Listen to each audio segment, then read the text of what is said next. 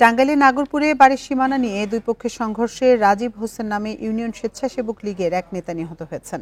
এ ঘটনায় উভয় পক্ষের আহত হয়েছেন অন্তত 7 জন। দুপুরে উপজেলার ভাদ্রা ইউনিয়নে এ সংঘর্ষের ঘটনা ঘটে। বিকাশে কম খরচে ক্যাশ আউটের লিমিট বেড়ে 50,000, প্রিয় এজেন্টও 2টা। পুলিশ জানায়, দীর্ঘদিন ধরে বাড়ির সীমানা নিয়ে ভাদ্রা গ্রামের আজাহার ও রাজীবের মধ্যে বিরোধ চলছিল।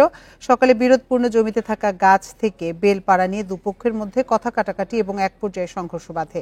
এ সময় আজাহার ও তার পরিবারের লোকজন ধারালো অস্ত্র দিয়ে রাজীবকে কুপিয়ে আহত করে। এ সময় রাজীবের পরিবারের লোকজন বাধা দিতে গেলে তাদেরকেও কুপিয়ে আহত করা হয়।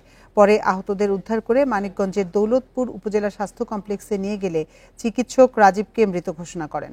এ ঘটনায় মামলার প্রস্তুতি চলছে বলে জানিয়েছে পুলিশ।